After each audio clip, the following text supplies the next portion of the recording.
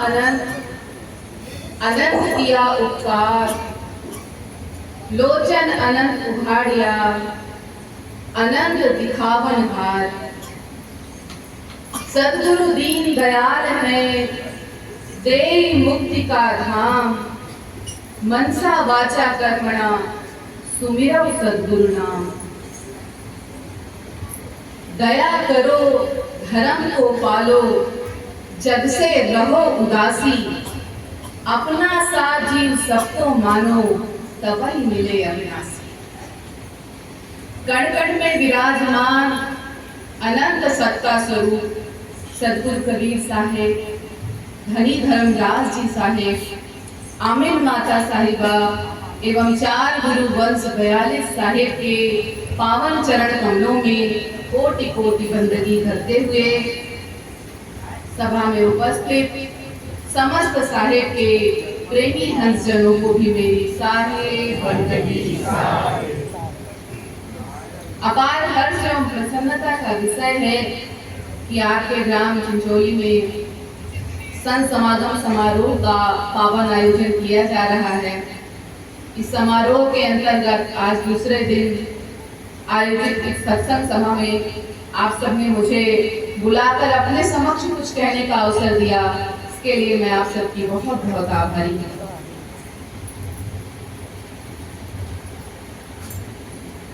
संसार में अनेक संत महापुरुष हुए हैं। सभी संतों का अपने अपने स्थान पर महत्व है, सभी प्रिय हैं, परंतु सद्गुरु कबीर साहब जैसा महान क्रांतिकारी व्यक्तित्व लेकर आज तक दूसरा कोई नहीं हुआ। उनका व्यक्तित्व सबसे अनोखा, अद्वितीय, निराला था। सद्गुरु कबीर साहब के समान इस संसार में सच को सत्य सत्य दो टूक बिना किसी लाग लपेट के डंके की चोट पर लोगों के बीच बीच बाजार में खड़े होकर कहने वाला दूसरा कोई नहीं है। संसार में चाहे धार्मिक क्षेत्र में देखें या सामाजिक क्षेत्र में देखें, सद्गुरु कबीर साहब ने जहां भी कोई बुराई, कोई रूढ़ता, कोई गंदगी, विषमता देखी, जितने तीखे शब्दों में चोट किया है, संसार में दूसरा कोई नहीं कर सकता। साचा शब्द कबीर का सुनकर लागे आग, अज्ञानी को जल मरे, ज्ञानी जाए जाए। इस संसार में कबीर साहब एकमात्र ऐसे सद्गुरु हैं जिनका सभी धर्म, मत, मजहब, संप्रदाय सम्मान करते हैं। सभी संसार के धर्म, मत, मजहब, संप्रदाय सद्गुरु कबीर साहब के वचनों को ग्रहण करते हैं और अपनी बात को प्रमाणित करने के लिए, अपनी बातों को कहने के लिए, आध्यात्मिक संदेश देने के लिए सद्गुरु कबीर साहब के वाणी वचनों का सहारा लेते हैं। सद्गुरु कबीर साहब सबके हैं। इस संसार में सद्गुरु कबीर साहब सबके हैं। सबको सद्गुरु कबीर साहब प्रेम बांटते हैं, मानवता बांटते हैं। विश्व कल्याण की बात सिर्फ सद्गुरु कबीर साहब करते हैं। इस संसार में विश्व कल्याण की बात सिर्फ सद्गुरु कबीर साहब करते हैं। तो कबीर साहब को किसी एक रूप में नहीं बांधा जा सकता, किसी एक रंग में नहीं बटोरा जा सकता। सद्गुरु कबीर साहब का व्यक्तित्व बहुमुखी है। कोई उन्हें महान संत कहता है, कोई उन्हें क्रांतिकारी कवि कहता है, कोई समाज सुधारक कहता है, कोई उपदेशक कहता है, परंतु सत्य तो यह है कि इतने रंगों में रंगे होने के बाद, इतने रूपों में होने के बाद भी हमारे सद्गुरु कबीर साहब सबके प्यारे, सबसे न्यारे सद्गुरु। स्वयं कबीर साहब ने इस बात को भी कहा है कि कहें कबीर बहुरंग रंगिया, सब रंगन ते रंग न्यारा। तो कबीर साहब परम सत्य को प्राप्त, सत्यदर्शी, रहस्यदर्शी, परम सत्य के साकार स्वरूप। देखिए सद्गुरु कबीर साहब और कोई नहीं, वो परम सत्ता इस संसार में जीवों के कल्याण के लिए, जीवों के उद्धार के लिए आए। अरबी भाषा में सद्गुरु कबीर साहब के नाम का अर्थ ही यही होता है, द ग्रेट, मतलब महान, इसके समान कोई दूसरा हो ही न सकता।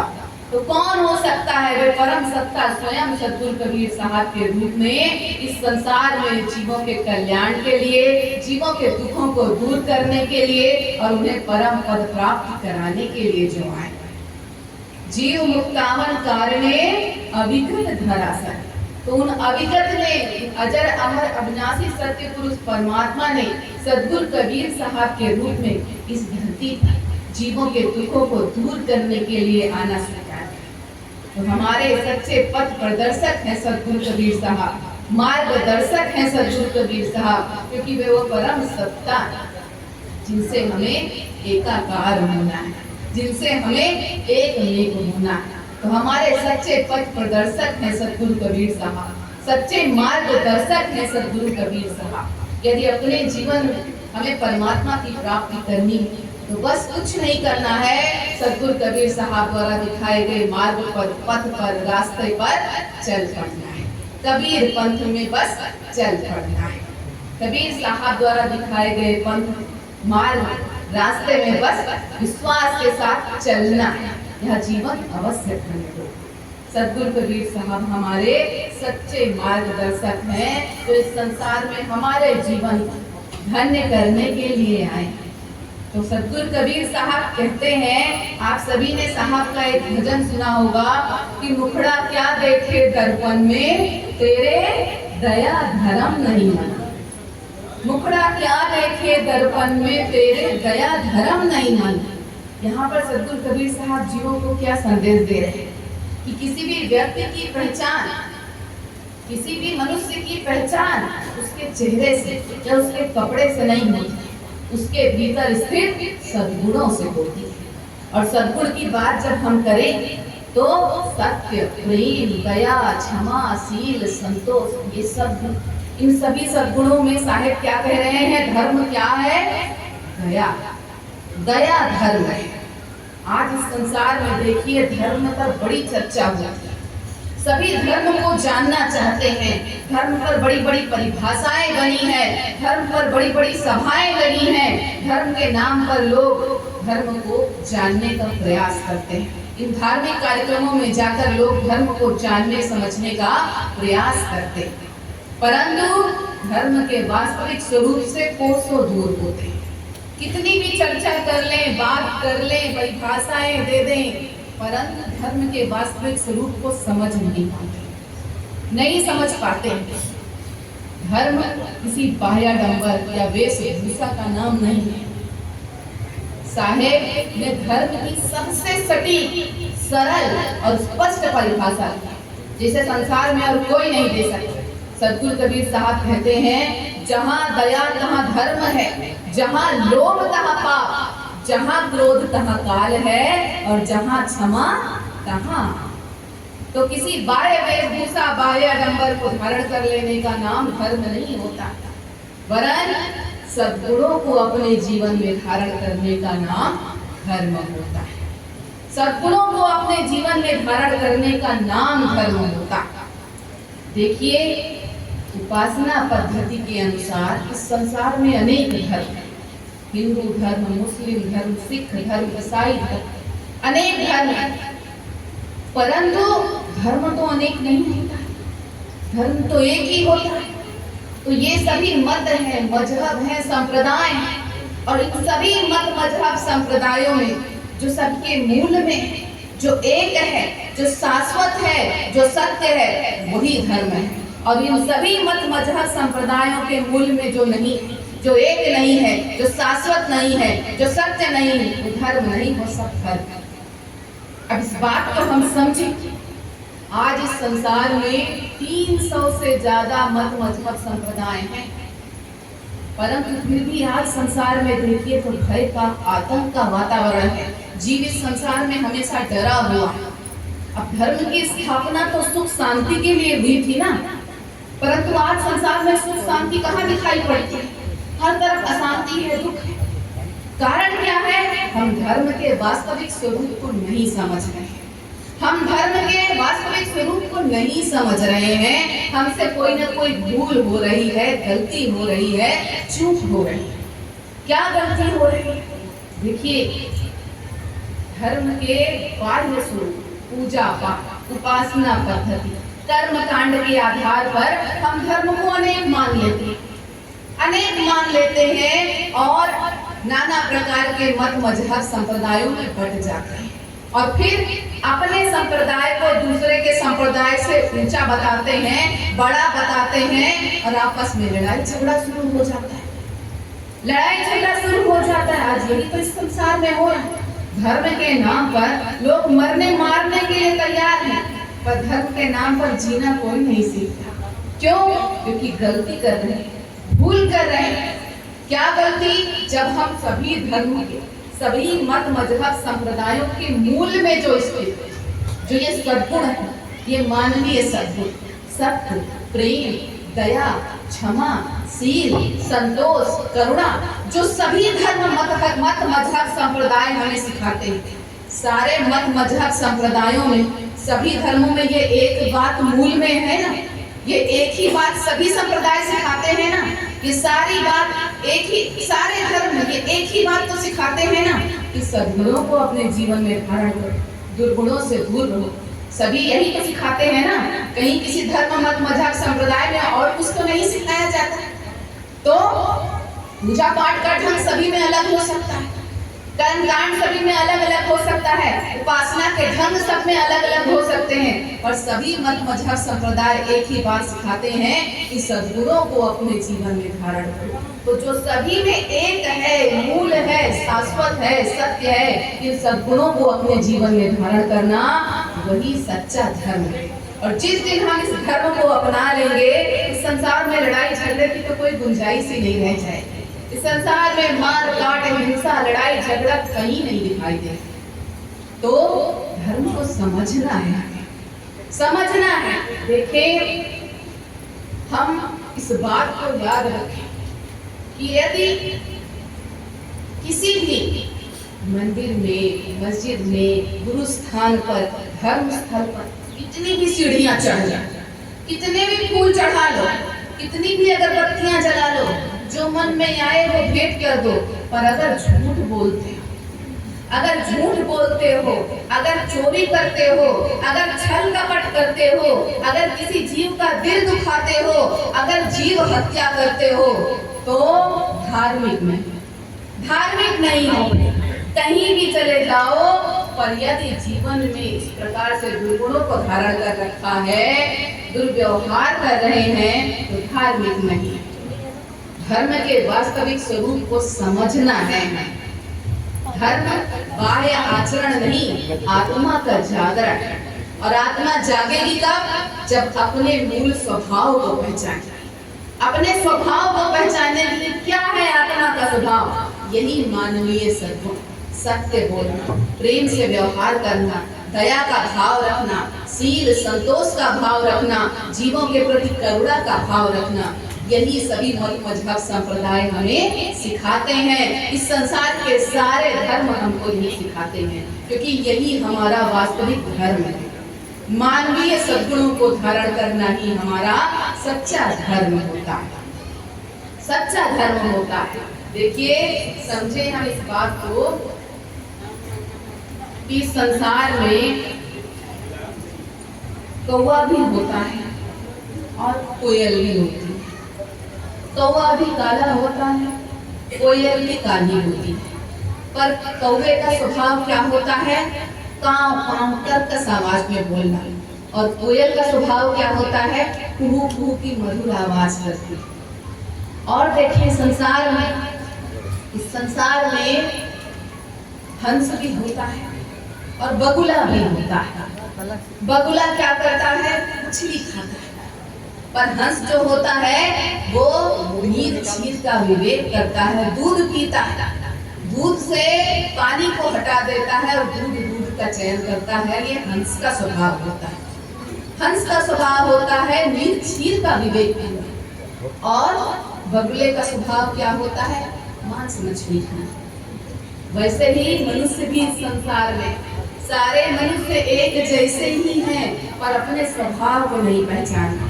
सभी मनुष्य मूलभूत रूप से एक ही हैं पर अपने स्वभाव को नहीं पहचान रहे हैं। और जब तक अपने स्वभाव को नहीं जानेंगे धर्म से नहीं जुड़ सकते। क्या है स्वभाव? सब पहले स्व को जानेंगे तब तो भाव को जानेंगे।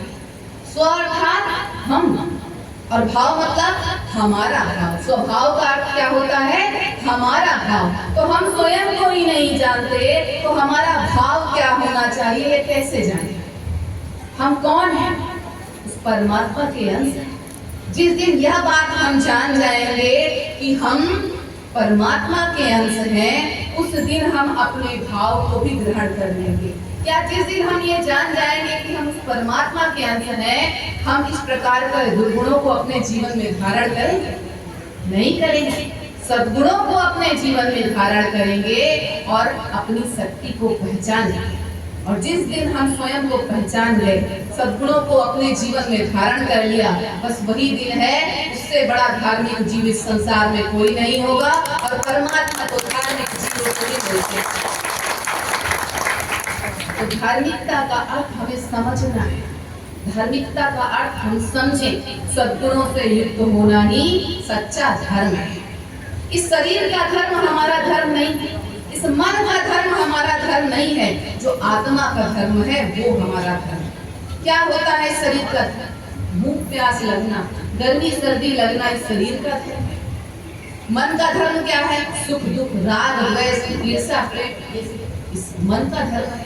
परंतु आत्मा का धर्म क्या है? सदैव सत्य बोलना, प्रेम करना, दया करना, क्षमा करना, शील संतोष का भाव अपने हृदय में रखना। तो ये आत्मा के गुण ही हमारा सच्चा धर्म है। तो इन सद्गुणों को धारण करें तब हम सच्चे धार्मिक जीव होंगे। किसी भी मत मजहब संप्रदाय से क्यों न जुड़े हों, पर जब तक इन मानवीय सद्गुणों को धारण नहीं कर पाएंगे हम परमात्मा को प्राप्त नहीं कर सकते। सभी मत मजहब संप्रदाय जीवात्मा को परमात्मा से मिलाने की ही बात तो करता है ना। तो जीवात्मा परमात्मा से मिलेगी कब? जब तक स्वयं को पहचानेगी नहीं और जब तक अपने भीतर इन मानवीय सद्गुणों को धारण नहीं करेगी, जीवात्मा परमात्मा से कभी नहीं मिल सकती। तो धार्मिक होना जीवन में परम आवश्यक है। और धार्मिक होना है तो क्या भाव हृदय में रखना है? साहब कह रहे हैं, जहाँ दया तहाँ धर्म। दया भाव को अपने हृदय में धारण करना। आज संसार में देखिए, यदि दया का स्थान घृणा ले, अहिंसा का स्थान हिंसा ले ले, तो संसार में कैसी स्थिति पैदा होगी, कैसी अमानवीयता इस संसार में होने लगी। किसी कवि ने बड़े सुंदर शब्दों में कहा है कि यदि इस दुनिया में दया न होती तो शायद ये दुनिया बची न होती। यदि इस दुनिया में दया न होती तो शायद ये दुनिया ही न होती। क्यों? देखिए भाई, अगर हिंसा अहिंसा का स्थान ले, अगर दया के स्थान पर इस संसार में क्रूरता घृणा का भाव आ जाए तो संसार में कैसी दुर्दांत घटनाएं होने लगेगी, मानवीयता त्राही त्राही करने लगेगी। आज देखिए संसार में विज्ञान ने इतनी तरक्की कर ली, इतने सुख सुविधा के साधन इकट्ठे कर लिए हैं, पर फिर भी हर पल हर क्षण मनुष्य डरा हुआ है, सहमा हुआ है, भयभीत है। क्यों? कि कब कोई आदमी आदमखोर बनकर हमसे हमारा सब कुछ छीन ले, कब कोई मानव दया धर्म के अभाव में दानव बनकर के आकर हमारा जीवन हमसे न छीन ले। यह डर, यह भय मनुष्य को हर पल बना रहता है। क्यों? क्योंकि संसार में दया भाव का अभाव जो होते जा रहा है। तो दया को धर्म मानना है, जीवन में दया को धर्म मानना है और सद्गुण के रूप में दया भाव को धारण करना है।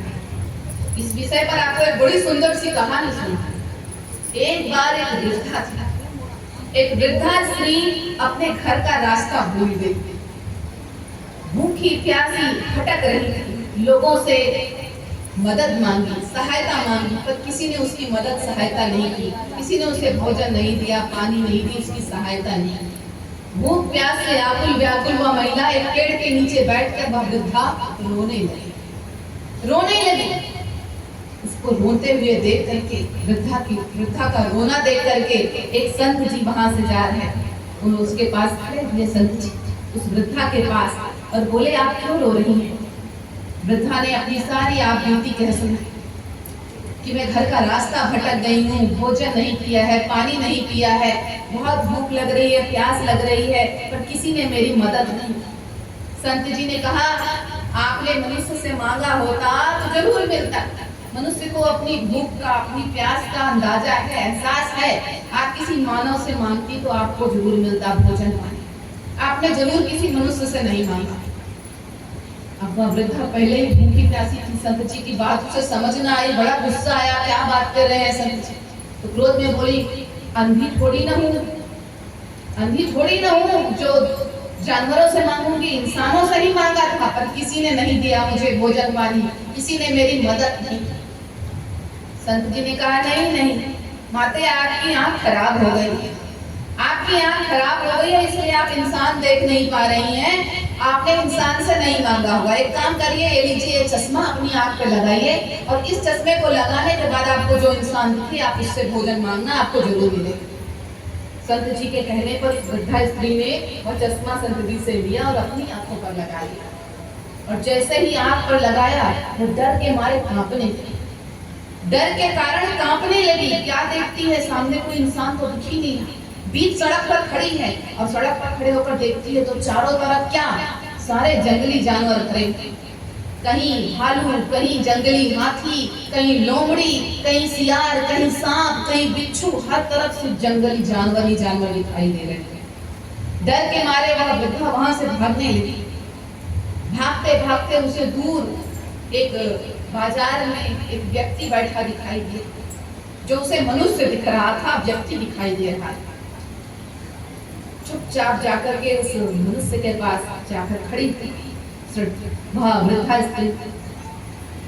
वह व्यक्ति एक मोची था जो जूते बना रहा था। वृद्धा उसके पास जाकर खड़ी जैसे हुई, उस मोची ने सिर ऊपर उठाया और कहा माते आपको कोई परेशानी है क्या, आपको कोई समस्या है क्या, आप भूखी प्यासी दिख रही। वृद्धा ने सकुचाते हुए अपनी सारी समस्या कहे सुनाई। मोची ने कहा माते मैंने अभी अभी एक जोड़ी जूते बेचे, मेरे पास इतना पैसा है कि मैं आपको भोजन पानी करा सकता हूँ, आप मेरे साथ चलिए। और मोची ने ले जाकर, उस व्यक्ति ने ले जाकर उस वृद्धा स्त्री को भोजन कराया, जल पिलाया।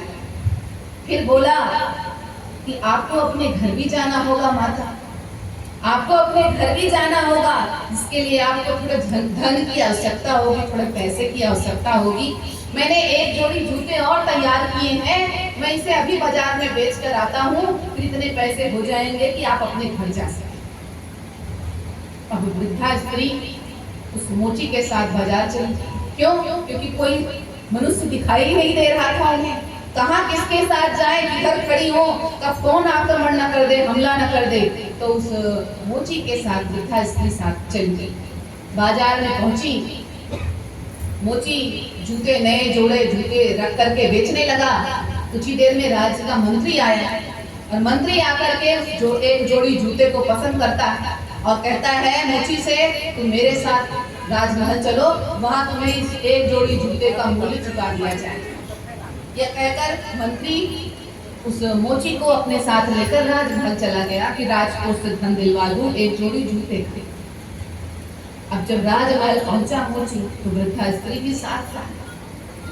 और जब वृद्धा स्त्री मोची के साथ राज दरबार में पहुंची तो सारा किस्सा खुल गया। सारा किस्सा खुल गया कि पूरे राज्य में दिन भर वह वृद्धा स्त्री भोजन मांगती रही, पानी मांगती रही, लोगों से मदद सहायता की भीख मांगती रही, पर किसी ने मदद नहीं की, किसी ने सहायता नहीं की, किसी ने भोजन नहीं दिया, किसी ने पानी नहीं दिया। यह सुनकर राजा को बड़ा आश्चर्य हुआ। राजा ने कहा ऐसा कैसे हो सकता है, मेरे राज्य में इतने बड़े बड़े धनवान लोग हैं, तुम्हें किसी ने मदद नहीं की, तुम्हें किसी ने भोजन नहीं दिया, पानी नहीं दिया, ऐसा नहीं हो सकता। किससे मांगा था तुमने? तब वृद्धा ने कहा महाराज मैंने संत जी का लगाया चश्मा पहना और उस चश्मे के बाद मुझे कोई इंसान नहीं दिखा, ये एक मोची मुझे इंसान दिखा और मैंने इसी से मदद मांगी, इसने मेरी मदद की। यह सुनकर राजा को और आश्चर्य हुआ। बोले ये कौन सा चश्मा है जिसे लगाने के बाद तुम्हें कोई इंसान ही नहीं दिखाई दिया, इसे मोची दिखा तुम्हें इंसान, तो ये मोची जिसके पास खुद धन नहीं है, जरा दिखाओ तो ये क्या चश्मा है। राजा ने वो चश्मा लेकर के अपनी आंख पर लगा लिया और अपनी आंख पर लगाकर जैसे ही अपने बगल में देखा तो मंत्री की जगह कौन दिख रहा था? इंसान नहीं, लोमड़ी बैठी थी, जो राजधन पर दांत गड़ाए बैठी थी, राजधन को हड़पने की ताक में बैठी लोमड़ी दिखाई थी। और आगे राजा ने उस चश्मे से देखा तो सेनापति की जगह एक सांप बैठा दिखा, फन काढ़े हुए, जो राजा पर ताक लगाए बैठा था कि कब इसको हटाऊं और मैं राजा बन जाऊं। राजा को डसने के लिए ताक लगाए, वहां पर एक सांप दिखाई दी। अचानक सामने देखते देखते अपने सारे पदाधिकारियों को वो देखने लगा, अपने मंत्रिमंडल को, जो उसके अधिकारी थे, सबको देखता गया राजा, तो उसे कोई मनुष्य नहीं दिखाई दी। हर जगह उसे जंगली जानवर ही दिखाई दिए। और देखते देखते नजरें घुमाते घुमाते जब सामने दर्पण पर नजर पड़ी, जो राजा के सामने दर्पण लगा हुआ था, उस दर्पण पर जब राजा की नजर पड़ी तो वो चौंक गया। क्यों? क्योंकि उसे अपना प्रतिबिंब दिखाई दे गया सामने। मनुष्य तो वहां भी नहीं दिखाई दे रहा था, दर्पण में भी मनुष्य नहीं दिखाई दे रहा था, बल्कि राजा के स्थान पर वहां एक शेर बैठा दिख रहा था, जिसके दांतों पर चापलूसी का, अहंकार का खून लगा हुआ था।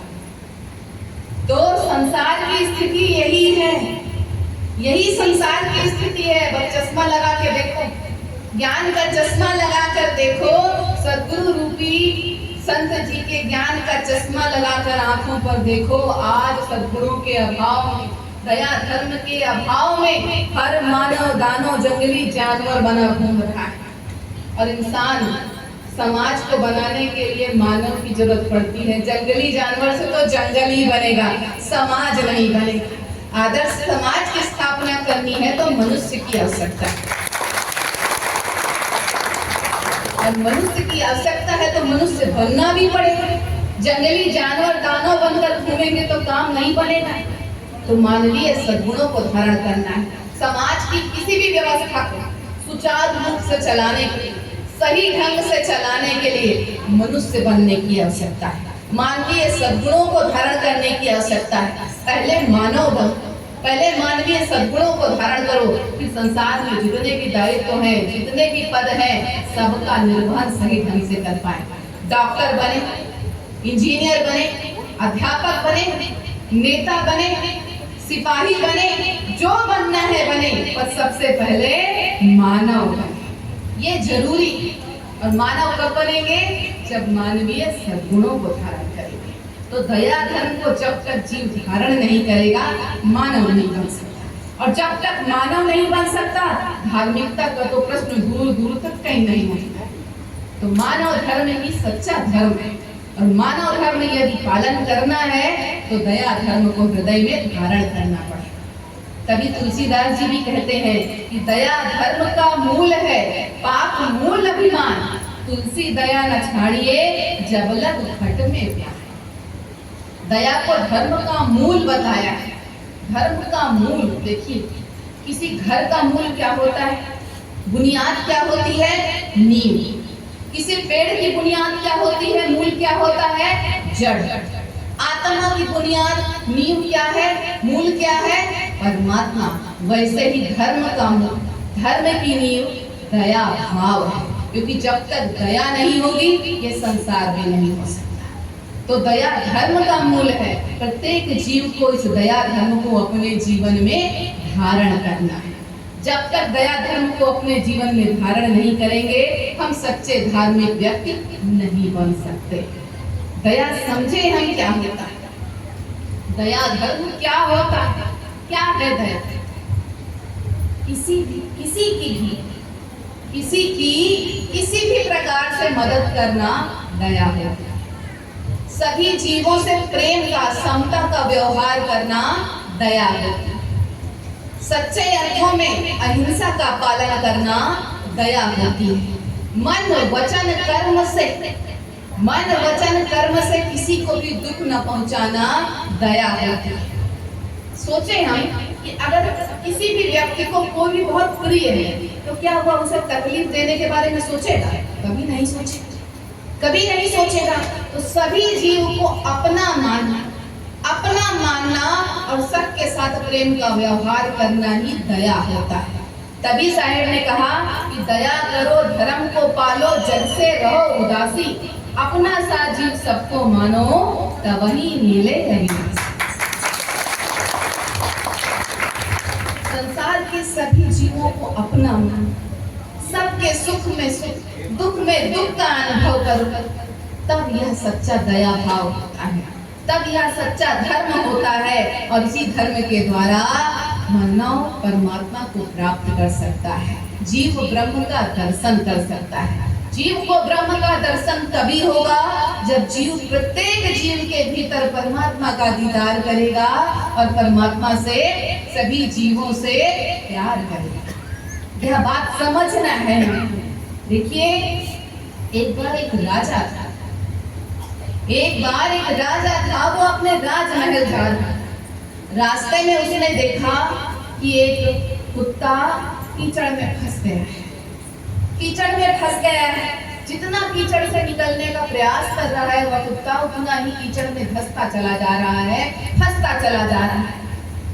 राजा ने तुरंत राजा ने अपने घोड़े पर से उतरकर कीचड़ में राजा तुरंत कीचड़ में कूद गया। अपने वस्त्रों की चिंता नहीं की, अपने गहनों की चिंता नहीं की जो राजा ने पहन रखे थे। बिना एक क्षण की देरी किए वो उस कीचड़ में कूद गया और कुत्ते को खींचकर बाहर निकाला। पूरे कपड़े कीचड़ में सन गए। जरूरी काम से राजमहल में नियत समय पर पहुंचना था, तो राजा ने कपड़े बदलने की आवश्यकता नहीं समझी और वैसे ही महल में चला गया, राज दरबार में चला गया। अब राज दरबार में सबने राजा को देखा तो पूरा कीचड़ लगे कपड़े। सभी आश्चर्य में पड़ गए कि क्या हुआ, इतने कपड़े में कीचड़ कैसे लगा है, इतने मलिन कैसे दिख रहे हैं, कीचड़ ही कीचड़, क्या कारण हो सकता है। सबने पूछा राजा से कि आपके ऊपर, आपके कपड़ों पर इतना कीचड़ कैसे लगा हुआ है, क्या कारण है। राजा ने सारी घटना सुनाई कि मैं रास्ते से आ रहा था, मुझे एक कुत्ता कीचड़ में फंसा दिखा, उसे निकालने में मेरे कपड़ों में, मेरे हाथ पैर में कीचड़ लग गया। अब सब जोर जोर से ताली बजा बजा कर राजा की प्रशंसा करने लगे कि महाराजा बड़े दयालु हैं, महाराजा की जय हो, महाराजा आप बड़े दयालु हैं, इतना अच्छा दयालुता का काम किया। राजा ने सबको रोका और कहा, मैंने कोई दयालुता का काम नहीं किया, मैंने ऐसा कोई काम नहीं किया जिसके लिए आप मेरी प्रशंसा करें। वो कुत्ता कीचड़ में फंसा हुआ था, उसे दुख में देख करके मुझे दुख हो रहा था, उसकी तकलीफ को देखकर मुझे तकलीफ हो रही थी, उसकी पीड़ा को देखकर मुझे पीड़ा हो रही थी और मैं अपनी इस तकलीफ को, अपनी इस पीड़ा को, अपनी इस कष्ट को बर्दाश्त नहीं कर पा रहा था, सहन नहीं कर पा रहा था। इसलिए स्वयं को इस दुख, इस कष्ट, इस तकलीफ, इस पीड़ा से मुक्त कराने के लिए मैंने उस कुत्ते को कीचड़ से निकाला है। मैंने उस पर कोई दया भाव नहीं दिखाई, मैंने स्वयं पर दया दिखाया, अपने आप को इस कष्ट से मुक्त किया है, इस कष्ट से निकाला है स्वयं। तो ये भाव दया भाव होता है। किसी भी जीव को दुख में देखने पर उसका दुख स्वयं को महसूस हो, उसकी तकलीफ, उसकी पीड़ा स्वयं को महसूस हो, बस यही भाव तो दया भाव। और जब प्रत्येक जीव के भीतर परमात्मा का दर्शन, परमात्मा का दीदार करेगा, जब जीव यह समझेगा कि साईं के सब जीव हैं कीड़ी कुंजर दोय, कापर दया कीजिए कापर निर्दय हो। सभी जीव तो परमात्मा के बनाए हुए हैं, तो निर्दयता का तो कोई प्रश्न ही नहीं उठता। परमात्मा उसके भीतर, उसको भी बनाया, मुझे भी बनाया, तो जो तकलीफ, जो पीड़ा उसको है, उस पीड़ा, उस तकलीफ को स्वयं अनुभव करना ही सच्चा दया धर्म होता है। इस प्रकार से हम दया धर्म को समझेंगे तो धर्म के वास्तविक रूप को समझ पाएंगे। तो प्रत्येक जीव के दुख को दुख समझना, उसके सुख में सुख का अनुभव करना, उसके दुख में दुख का अनुभव करना ही वास्तव में दया धर्म है। इस प्रकार से धर्म के अर्थ को समझें, इस प्रकार से धर्म के अर्थ को हमें समझना है। परंतु आज मनुष्य दया धर्म को कहाँ समझ पा रहा है? मनुष्य के भीतर दया का धर्म कहाँ है, बताइए। आज इस संसार में देखिए ऐसी क्रूर पाशवीय घटनाएं घट रही हैं कि लगता है दया धर्म तो दुनिया में कहीं रही नहीं गया, लगता है दया धर्म तो दुनिया में कहीं रही नहीं गया। धर्म के बारे में इतनी चर्चा, इतनी सभा, इतनी परिभाषाएं, इतनी चर्चा होती है, इतनी बातें होती हैं, और मनुष्य जो धर्म की बात करता है, करता क्या? ऐसे ऐसे व्यसन मनुष्य के जीवन में हो रखे हैं आज के समय में कि धर्म से तो कोसों दूर, क्योंकि इतने व्यसनों को अपने जीवन में धारण करके जीव परमात्मा प्राप्ति तो नहीं कर सकता। क्या करता है? धर्म की चर्चा करने वाला जीव कर क्या रहा है आज इस संसार में? देखिए, मांसाहार करता है, मांसाहार कर रहा है। मांसाहार घोर पाप है। किसी जीव को अपने पेट के लिए, अपना पेट भरने के लिए किसी जीव को मार देना कहाँ की सही बात है? किसी जीव, निरीह बेजुबान जानवर की जान ले लेना अपने पेट भरने के लिए, ये पाप नहीं है तो और क्या है? इतना बड़ा पाप आज मनुष्य संसार में कर रहा है कि अपने पेट भरने के लिए, अपने मुख के स्वाद के लिए किसी का गला रेत देता है। बेजुबान जानवरों का, निर्दोष जानवरों का गला रेत देता है। बड़ा पाप है। ऐसा पाप करने से बचे। देखिए, अगर गले में, खुद के गले में कांटा गड़ जाए तो कितनी तकलीफ होती है, कितनी पीड़ा होती है, कितनी हाय तौबा मचा लेता है इंसान, यहाँ वहाँ कूद कूद के सबकी नाक में दम कर देता है। कितना चिल्लाता है मनुष्य अगर गले पर एक कांटा गड़ जाए। और वहीं वो बेजुबान है, वो बेजुबान है, वो मूक है, वो जानवर, तो उसका गला काट देते हैं, हाथ नहीं काटता, हाथ नहीं काटता है। उसकी तकलीफ, उसकी पीड़ा, उसकी वेदना समझ नहीं आती। कैसे मनुष्य, कैसे मनुष्य, कितना यातना भरा माहौल होता होगा, कैसी वेदना का वातावरण होता होगा जब उन जीवों का गला काटते हैं। इतने सारे जीव हैं, देख रहे हैं कि अब हमारी बारी आने वाली, अब हमारा गला काटा जाएगा, अब हमें मारा जाएगा। अपने आगे और जानवरों को मरते देख रहे हैं वो जीव। आंखों से कैसे आंसू बहते होंगे, कैसे शरीर थर-थर कांपता होगा, कैसे पीछे डर कर सहम कर फटते होंगे, कैसे रोते होंगे, कैसे चिल्लाते होंगे। कहाँ है मानवीयता? मानवता कहाँ गई? उन निरीह मूक जानवरों की वेदना, दुख, तकलीफ, पीड़ा सहन नहीं हो, समझ नहीं आ रही। हाथ नहीं कांपते मनुष्य के, हृदय नहीं बोलता कि तुम ये गलत कर रहे हो, आंखें नम नहीं होती यह स्थिति देख करके। कितने आराम से उन निरीह बेजुबान जानवरों को मार देते हैं सिर्फ स्वाद के लिए, पेट भरने के लिए। कैसा स्वाद है भाई, जो किसी की जान ले ले रहे हैं। कोई दुख, कोई तकलीफ, कोई वेदना अनुभव ही नहीं होती। ये मानवीयता तो नहीं है, ये मानव धर्म तो नहीं है, ये मनुष्य की पहचान तो नहीं है। उसकी आवाज, उसके रोने का, उसके चिल्लाने का, उसके बोलने का, जो वो कह रहा है उस वेदना में, उस तकलीफ में, उस यातना में, वह मनुष्य की भाषा नहीं बोल पाता तो समझ नहीं आता है। क्यों? क्योंकि वो मनुष्य की भाषा नहीं बोल रहा है। और कहीं उसे मानवीय आवाज दे दी जाए, मानवीय शब्द दे दिए जाए, तो जो वो बोलेगा उस स्थिति में, जो वो कहेगा, सुन सकोगे? नहीं सुन सकोगे, कभी नहीं सुन सकोगे। और अगर वो सुनने की शक्ति रखते हो, वो सब कुछ देखने की शक्ति रखते हो, तो खुद विचार करो कि क्या मानव तो नहीं, ये मानव धर्म तो नहीं है। तो मांसाहार मत करो, घोर पाप है। साहेब कहते हैं, जीव मत मारो बापुरा सब घट एक ही प्राण, जीव हत्या नहीं छूटी है एतिक पढ़ो पुराण। कितने भी फिर जब तक योग धर्म कुछ भी कर लो, धर्म से जुड़े कितने भी कर्म कर लो, पर अगर उन बेजुबान, निरीह, मूक, निर्दोष जानवरों की हत्या करते हो तो मानव नहीं कहला सकते। कुछ भी कर फिर भाव सागर में फंसे ही रहना है, पापी ही बनकर जीना है, पापी ही बनकर जीना है। और पापी कभी परमात्मा को नहीं पा सकता, वो इस संसार में ही फंसा रह जाए। तो मांसाहार को त्याग दो, मांसाहार का त्याग करो। अरे देखो, प्रकृति के नियमों का तो पशु पक्षी भी पालन करते हैं। पशु पक्षी को देखो, दिन में भोजन करते हैं, रात में भोजन नहीं करते। पशु पक्षी सुबह जल्दी उठ जाते हैं, पर मनुष्य को देखो, सुबह भी खाएगा, दोपहर में भी खाएगा, शाम को भी खाएगा, रात को भी खाएगा, दिन भर खाता ही रहेगा। और जो नहीं खाना है वो भी खाते रहता है। परमात्मा ने संसार में खाने की चीज कम बनाई है क्या, जो किसी की जान लेकर खा रहे? क्यों भाई, संसार में खाने की चीज कम हो गई जो किसी की जान लेकर खा रहे हैं? अरे सभी जीव परमात्मा के बनाए हुए हैं, सबको जीवन जीने का अधिकार परमात्मा ने दिया है, तो उसका जीवन लेने का अधिकार किसको, किसने दिया था? जो जीव की हत्या करते हैं उनसे पूछिए ये प्रश्न कि उस परमात्मा ने सभी जीव को इस संसार में जीवन जीने का हक दिया है, तुम्हें किसने दिया उसका हक जीवन लेने का? और किसी जीव के भीतर जान देने का तुम्हारे पास कोई शक्ति, कोई पावर है क्या?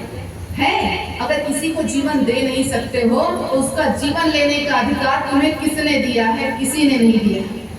तो किसी जीव की हत्या न, मांसाहार नहीं करना है। मनुष्य देखिए इस संसार में क्या खा रहा है, जीवों को मार मार कर खा रहा है। अरे भाई, हम अपने शरीर को देखिए, हमारा मानव शरीर देखिए। कहा जाता है जब हम भोजन करते हैं तो हमारा भोजन जो है, जो हम भोजन कर रहे हैं वो पेट भरने के लिए बस नहीं है।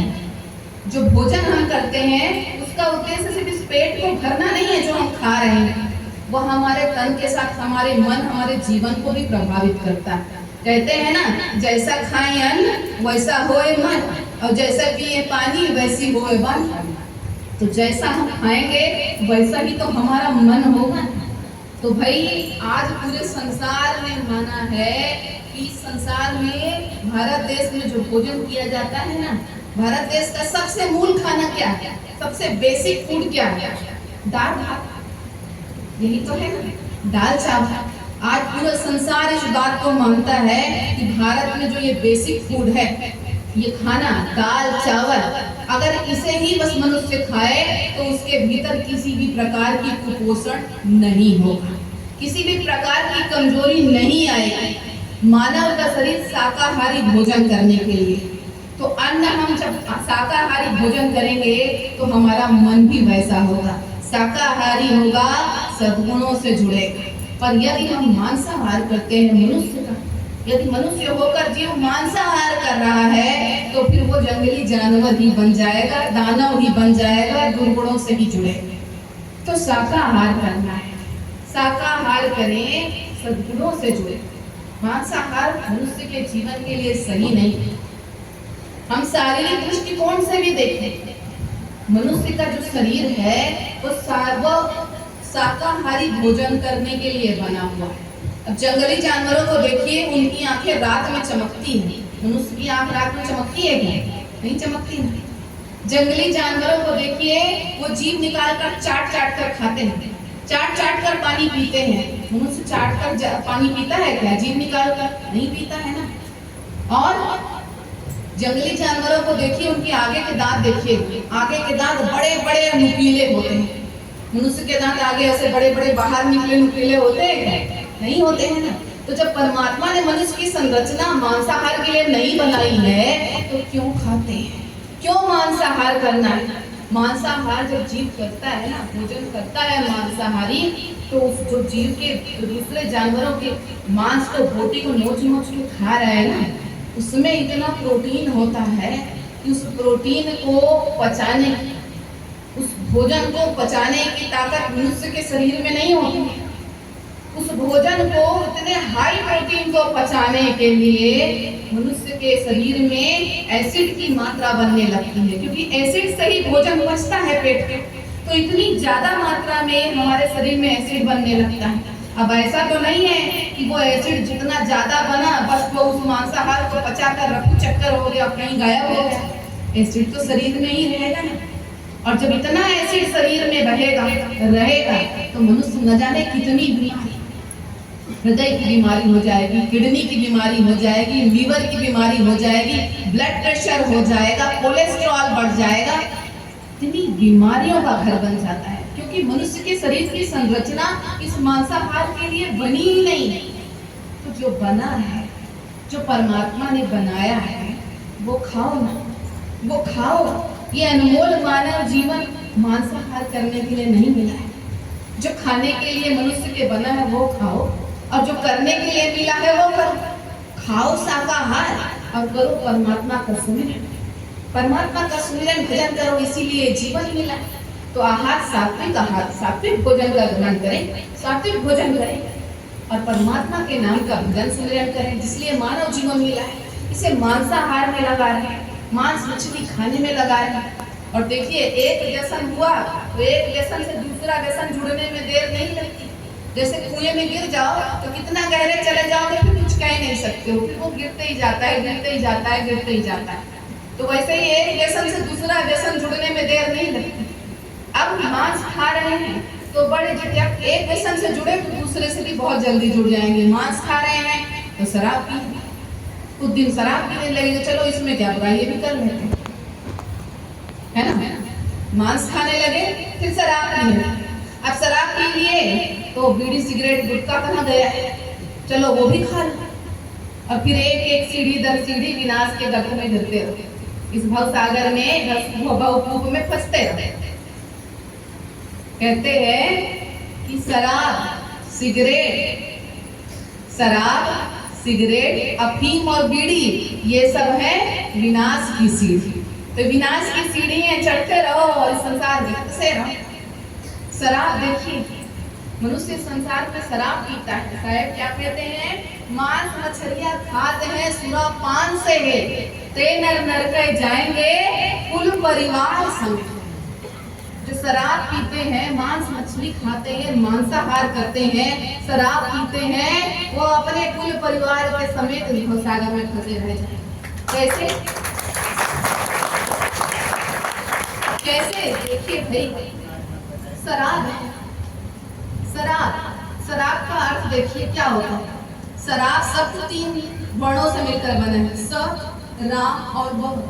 स अर्थात जो जीवन में शरीर को सड़ा दे, जो शरीर को सड़ा दे वो स। रा अर्थात जो शरीर को राख बना दे, जला। और व अर्थात जो इस पूरे मानव जीवन को बर्बाद करता है।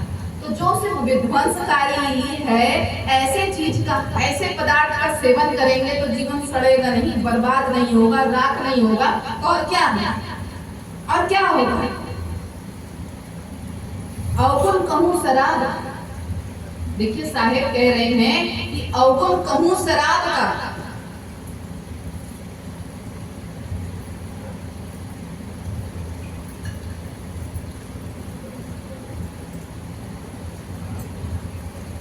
साहेब कहते हैं कि अवगुण कहूं शराब का, ज्ञानवंत सुन ले, मानुष को पशुआ करे, द्रव्य गांठ कर दे। अब क्या होता है, शराब पीता है मनुष्य, शुरू में मांस खा रहा है, मांस खाने वाली जगह पर लाकर शराब की बोतल रखी दी जाती है, लो ये भी पियो, जो थोड़े फंसे तो पूरे फंस जाओ, जो थोड़ा मर रहे थे पूरा उड़ जाओ, लाके रख देंगे, लो और जुड़ जाओ। तो मनुष्य जब शराब शुरू में शौक में पीता है, शुरू में शौक में पीता है, और फिर धीरे धीरे उसकी आदत पड़ जाती है, उस शराब के बिना रह नहीं पाता।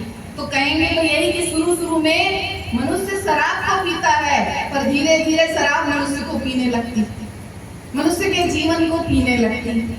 मनुष्य अपने जीवन में, इंसान अपने जीवन में इस शराब के लिए अपना जितना जोड़ा हुआ धन, रुपया, पैसा, दौलत, जो उसे अपने परिवार के लिए, अपने घर के भविष्य के लिए, समाज में लोगों की मदद सेवा करने के लिए लगानी चाहिए, उस सभी धन को, इस तन को, इस मन को भी और इस धन को सभी शराब के पीछे लगा देता है, सभी शराब के पीछे लगा देता है और अपना जीवन व्यर्थ कर देता है। मानुष को पशुआ करे, द्रव्य गांठ कर दे, अपनी जेब से निकाल के शराब के पीछे देते जाएगा, दारू के ठेके पर। और जब यहाँ गांठ का सारा पैसा खत्म हो जाएगा तो घर परिवार में आता है, बीवी बेचारी मेहनत से कमा रही है, घर के लोग मेहनत से कमा रहे हैं, घर के सारे सदस्य कमा रहे हैं, उन्हें मार कर पीट कर उनका सारा खींच कर धन वापस लेकर जाता है, खींच के चुराता है, मारता है, पीटता है, नोच खसोट करके लेके जाता है और शराब पीता है और भुक्त पड़ा रहता है। मानुष को पशु आता है, मनुष्य को पशु बना देता है। अब देखिए, इस शराब पीने से मार काट हो रही है, लड़ाई झगड़ा हो रहा है, गाली गलौज हो रही है, शब्दों का प्रयोग हो रहा है, तो क्या धन तो गया है, इज्जत सम्मान सब कुछ चला जाता है। क्यों? मनुष्य रह ही नहीं जाता, वो तो पशु बन गया है ना। और जो पशु बन गया है तो इसकी बुद्धि शराब ने बिगाड़ दी, विवेक को शून्य कर दिया है इस शराब ने। और जब विवेक शून्य हो गया है, बुद्धि खराब हो गई है, तो बस पशु ही तो हो गया। और पशु हो गया तो क्या हुआ? जैसे पशु को ध्यान नहीं होता है, होश नहीं होता है, विवेक नहीं होता है, वैसे जब ये शराब बहुत ज्यादा पी लेता है मनुष्य तो क्या हो जाता है, आड़ी टेढ़ी चाल चलता है, टेढ़े मेढ़े चाल चलता है। चलते चलते लड़खड़ा कर जाकर के कहीं नाली गटर में गिर जाता है। टेढ़ी मेढ़ी चाल चलते हुए अपना बैलेंस खो देता है, संयम नहीं रह जाता स्वयं पर और किसी नाली के पास गटर में जाकर के गिर जाता है। और बस फिर नाली गटर किसका घर होता है? कुकर सुकर लोगों का। अब कुकर सुकर कहते हैं अच्छा घर में मेहमान आया है, चलो स्वागत करते हैं, चलो स्वागत करते हैं। फिर कुकर सुकर उसका स्वागत करते हैं, चाटते हैं उसके मुंह। तो कैसे स्वागत करते हैं वो खुद देख लेना जाके। तो ध्यान नहीं है स्वयं पर। ये अनमोल मानव जीवन इसीलिए मिला है। क्या इसीलिए मिला है कि मांस मछली खा? ये 84 लाख योनियों में भटकने के बाद ये मानव जीवन मिला है। तो ये अनमोल मानव, जैसे सतगुरु कबीर साहब कह रहे हैं कि मानव जन्म अनमोल है, मिले न बारंबार, पाका फल जो गिर पड़ा बहुर न लाके डर। तो ये मानव जीवन क्या इसीलिए मिला है कि खूब मांस खाओ, शराब पियो, नशा करो, सिगरेट बीड़ी ये सब पियो और अपने जीवन को इस भवसागर में फंसाए रखो, पापी बनकर इस भवकूप में फंसे रखो। सिगरेट बीड़ी पीते हैं, आगे से आग लगा दिए, पीछे से खींच रहे हैं। अब कोई आग को खाएगा तो समंदर जल ही तो जाएगा ना, और क्या है। और स्वयं को धर्म से जोड़ते हैं। अरे जिस हृदय में परमात्मा, जिस भीतर में परमात्मा का वास है, उन परमात्मा का दर्शन करना है, वहाँ ऐसी अमानवीय घटनाएं करोगे, ऐसी अमानवीय घटनाएं वहाँ पर करोगे, परमात्मा कहाँ से मिलेंगे? कहाँ से मिलेंगे परमात्मा? ठीक है साहेब तो समझा रहे हैं। अब ये 84 लाख योनि में भटकने के बाद जो मानव जीवन मिला है, इसमें बस यही करना है। इस मानव जीवन का उद्देश्य बस यही रहेगा, तो खाओ मांस, पियो शराब, बीड़ी पियो, सिगरेट पियो, गुटखा खाओ, भांग खाओ और बस अपने जीवन को इसी प्रकार बर्बाद कर दो, व्यर्थ कर दो। और फिर भटको 84 लाख योनियों, 84 लाख योनियों में फिर भटकते रहो। यही शराब, बीड़ी, गुटखा, पान, यही शराब, यही मांस मछली का भक्षण, बस यही करते रहो, भव सागर में फंसे रहो। फिर न जाने देखो कब मिलता है, बहुर न लागे डाल। जैसे पाका फल एक बार जमीन पे गिर गया तो वापस पेड़ पर नहीं लेता, वैसे ही अनमोल मानव जीवन एक बार निकल गया तो भटकते रहो 84 लाख योनियों, भटकते रहो, देखो कब मिलता है फिर से ये मानव जीवन, फंसे रहो। तो जीवन का लक्ष्य, जीवन का ध्येय ये सारे अवगुण नहीं होते। किसी जीव का मांस, बोटी, हड्डी मत चबाओ, वो भी हमारे समान ही जीव है। उसे भी परमात्मा ने जीवन जीने का उतना ही अधिकार दिया है जितना हमें दिया है। इस बेकार की, व्यर्थ की शराब से मत जोड़ो। बीड़ी, गुटखा, सुपारी ये सब नशा मत करो। नशा करना ही है ना। अगर बड़ा मन करता है कि नहीं बीड़ी पिए बिना नहीं रहा जा रहा है, शराब पिए बिना नहीं रहा जा रहा है, गुटखा पान मसाला खाए बिना नहीं रहा जा रहा है, नशा करना है ना। अगर सोचते हैं कि नशा करना ही है तो बस एक नशा करना, चलो एक नशा जीवन में कर लो, ऐसा नशा कि बस फिर जीवन में फिर आनंद ही आनंद। कौन सा नशा कर लो? परमात्मा के नाम का नशा कर लो। ये शराब का नशा, ये इन शराब के नशे में क्या रखा है? रात भर पिएंगे, सुबह उठेंगे तो ये नशा उतर जाता है। पर परमात्मा के नाम का नशा करोगे तो इलोक और परलोक दोनों धन्य हो जाए। तो नशा करना है तो परमात्मा के नाम का नशा करो, ताकि फिर कुछ और करना ही ना। नानक जी कहते हैं, नानक नशा शराब का उतर जात पर भाग, नाम खुमारी कीजिए चढ़ी रहे दिन रात। परमात्मा के नाम की खुमारी में मदमस्त रहो, मस्त मौला रहो। जैसे नशा होने पर इसे संसार संसार नहीं दिखाई देता ना, कुछ और ही दिखता है। वैसे ही जब परमात्मा के नाम का नशा करोगे, परमात्मा के नाम की खुमारी में रहोगे, तब भी ये संसार संसार नहीं दिखेगा। क्यों? क्योंकि इस संसार की असारता दिखने लगेगी, इस संसार का सत्य दिखने लगेगा, अपने मानव जीवन का लक्ष्य दिखने लगेगा। और फिर जिस दिन मानव जीवन का लक्ष्य मिल गया कि परमात्मा को पाना है और अपने जीवन को धन्य कर ले जाना है, बस जीवन सफल हो जाए। तो परमात्मा के नाम की खुमारी करो, नशा करो और अपने जीवन को सफल बनाओ। इस संसार में दया धर्म का पालन करो। अपने जीवन को सफल बनाना है तो बस दया भाव रखो, दया भाव रखो, दया धर्म का पालन करो। कहीं भी रहोगे धार्मिक जीव ही कहलाओगे। देखिए, दया शब्द का बड़ा सुंदर अर्थ होता है। दया, सभी चाहते हैं कि हमें साहेब की दया मिले, पर दया मिलेगी किसको? साहेब की। दया शब्द को उल्टा करो, क्या बन गया? याद। जो अपने साहेब को याद करेगा उसे ही साहेब की दया मिलेगी, जो अपने साहेब को याद करेगा उसे ही साहेब की दया मिलेगी। और जब परमात्मा की हमेशा याद रहेगी तो क्या जीव इस प्रकार से हिंसा कर पाएगा, इस प्रकार से अमानवीय कर्म कर पाएगा? नहीं, धर्म से ही जुड़े। और एक शब्द दास, दास शब्द देखिए, सभी जीव चाहते हैं कि हम साहेब के दास बने रहें, साहेब के भक्त बने रहें, उनकी चरण शरण में रहें, उनके दास बने रहें। पर साहेब का दास होगा कौन? दास शब्द को उल्टा करो, क्या बन गया? सदा। जो अपने साहेब से सदैव लगा रहे, अपने सदगुरु के चरणों में सदा लगा रहे, वो साहेब का दास होता है। अब बताओ, जो सदगुरु के चरणों में सदा लगा रहेगा, क्या वह दास इस प्रकार से हिंसा अमानवीय कृत्य करेगा? नहीं करेगा, दया ही तो रखेगा। और एक शब्द और है इस संसार, देखिए एक शब्द है लाभ। इस संसार में सभी लाभ चाहते हैं, हानि कोई नहीं चाहता। कोई चाहता है कि घाटा हो? कोई नहीं चाहता है, हर कोई चाहता है मुनाफा हो, लाभ। पर लाभ कब होगा? जब हम लाभ का उल्टा करें, क्या? भला।